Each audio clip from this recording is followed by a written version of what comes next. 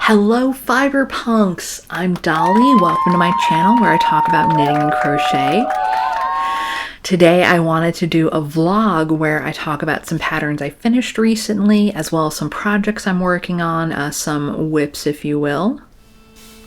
So without further ado, let's get into it. The first pattern I want to talk about is something I had been seeing all over YouTube and I'd been meaning to make for a while. It's a mesh cropped crochet shrug, or people are calling them sleeves. There's some out there that are even variations making boleros. Whatever you want to call it. There's a lot out there, and the one that I settled on was the Fairy Shrug Crochet Tutorial by Natalie, who I believe also goes by Cosmic Crochet. For this pattern and everything else I talk about, I will put information in the description so you can check it out for yourself. I'll show you what mine looks like. If I can get it up here.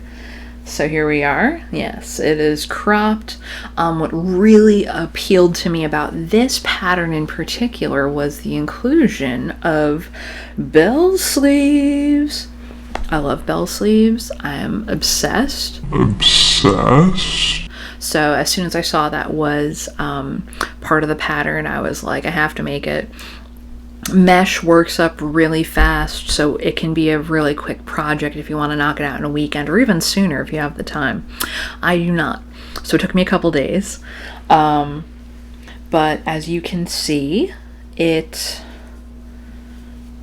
is something that will just kind of, I made it the neck area a little wide so it would be a little off the shoulder. I was into that. Something great you can use to accessorize outfits. I wore it on my birthday. I'm going to be wearing it a lot this fall. We're coming into the fall here in the US. It was a lot of fun, really great pattern. The only critique I had is there's a segment where Natalie talks about measuring from shoulder to shoulder to get the front panel done. But what might work better for you, especially if you're plus size, or, you know, everyone has bodies of different shapes, might be taking a measurement of your circumference of where you want it to fall. So for me, you know, that was right below the armpits for me, above the bust, and dividing that in two. Or if you don't have tape measure, you can probably take a shirt that fits you really well, that you kind of want to mimic the sizing of, and work with that to get an idea for that. I believe it's an initial chain that you do. So that's the only critique I had, but it's a really fantastic pattern. It's on YouTube, it's free, it's accessible. Go check it out, and happy making with that. The second pattern I want to talk about is something I had been seeing all over Instagram, and I said, you know what? I want one too. So it is the horned bonnet pattern by FranMakeStuff. But in the pattern, it's a paid pattern. In the pattern, you can do a horned bonnet, which has little, you know, ties that you use to tie underneath the chin. You can do the Balaclava modification, which is what I did. Here it is. Yes. Yes. Fantastic. It's a so I decided to go with lavender because I love purples, with a dark purple trim. I used Big Twist Value, which I really like as a value yarn. It's 100% acrylic, and I like the way it feels. It's kind of soft right away. You don't have to go through anything extra to soften it up. I'm looking at you, Red Heart Super Saver. Just kidding. If you love that yarn, obviously that's fine. It's just, I just don't like working with it. I don't like the texture. It's a sensory thing. But I liked it so much, and my friends liked it too, so I made additional ones as well. I decided to do this electric green with a black trim.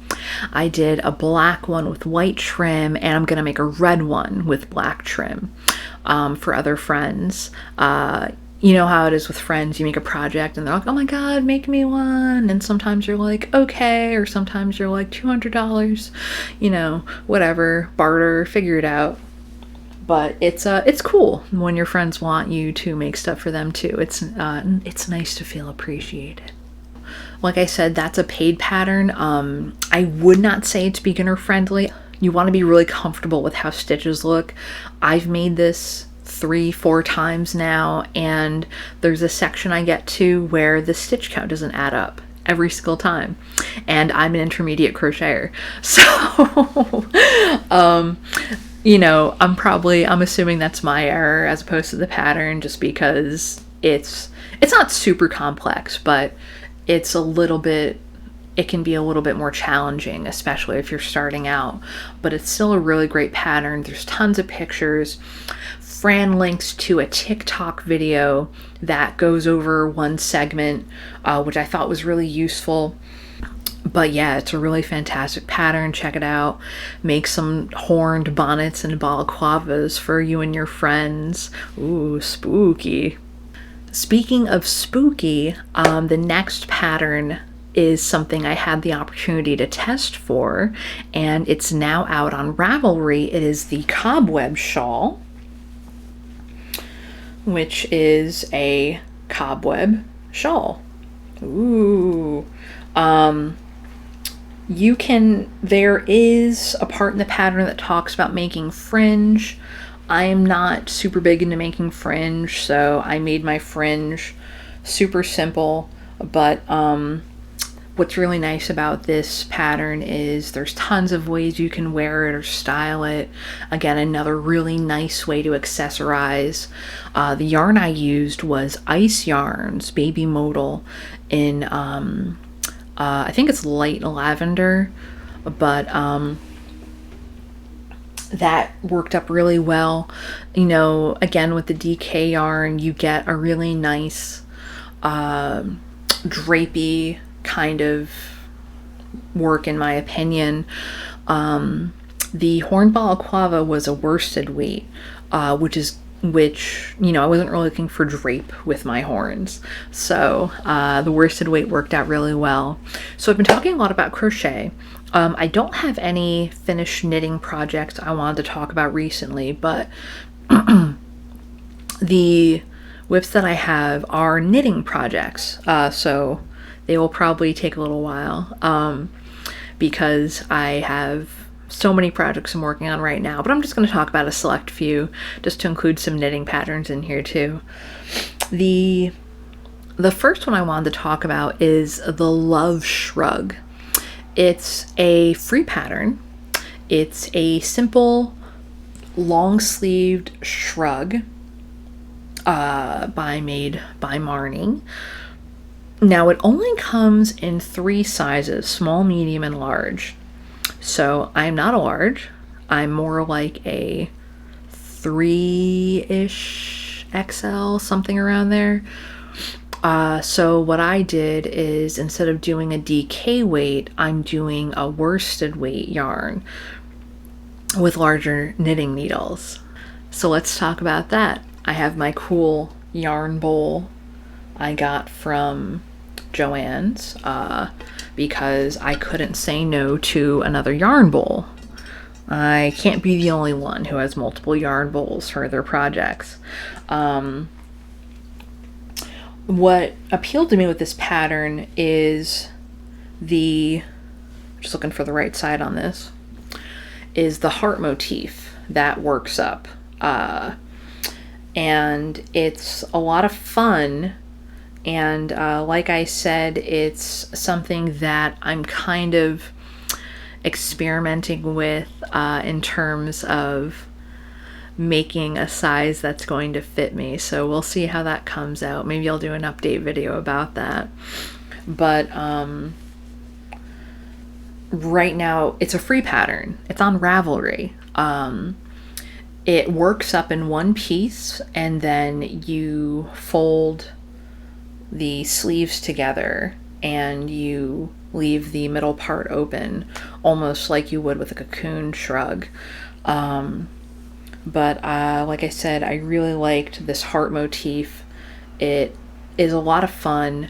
I'm having a lot of enjoyment with it. I binge watched all of She-Ra and the Princesses of Power. I had a bunch of grape jelly Karen Big Cakes yarn left over from my Granny Goth hexagon cardigan, which I can make a video about if people are interested. I had a TikTok about it and stuff like that. So here's where I'm at so far. Ooh. Ah. And I do like the Karen Big Cakes yarn. I love grape jelly. I just like the purples. I'm really into purple, in case you couldn't tell. And I've been enjoying how that's been working up. I also have my super cute stitch markers, my little China set. I don't know if that's in focus or not. Sorry, everyone. Anyway, stitch markers are great. So I wanted to make something, now that we're getting into the colder weather, I wanted to make I just wanted to knit something. So we'll see how this comes out, or if I abandon it altogether and frog the whole project. Only time will tell. So that's the Love Shrug. I am really about a beginner, advanced beginner knitter. I don't consider myself intermediate. I think I still have a lot to learn with knitting. As for the Love Shrug, I would say it's probably maybe about advanced beginner. I'm not sure. The designer may have a different opinion. If you want to make the Love Shrug, I can't give you great advice about how to make it bigger. Like I said, I'm just using worsted weight yarn instead of DK and larger needles, and kind of just winging it and seeing where that goes for the fun of it. But if you want to make the pattern, look up Made by Marni's YouTube, and not the first, but the second video they have about the heart motif is the video you want to follow. It does deviate from the written pattern, so that's why I suggest using the video if you are going to make this pattern. The video, once you get the swing of what the video looks like, then you can go back to the written pattern and kind of use that as a guide. But I want to give you a heads up if you're going to check that pattern out. And the last pattern I want to talk about that I'm working on is also a knit pattern. What happened is I bought a heck ton of Bernat blanket phasing yarn because I thought it looked pretty. I know I'm not the only one who buys yarn for that reason. I did have a project in mind. I wanted to make this Bernat blanket hoodie pattern for me and my boyfriend to make us matching ones. I know, sickening. And so I got enough yarn for that, but I started working on the pattern and I did not like it. It was way too repetitive for me. It's a free pattern. I will mention that in the description as well, just to sate your curiosity. And it's a lot of half double crochet. It's a lot of half double crochet over and over again, which is fine, but I was getting bored of that pretty quickly, which is kind of funny because I can do, with knitting, I can do stockinette just over and over forever. But if I have a project where I have to do like all single crochet for X amount of inches or all just one stitch, I guess I lose interest pretty quickly. It's not stimulating enough for my ADHD.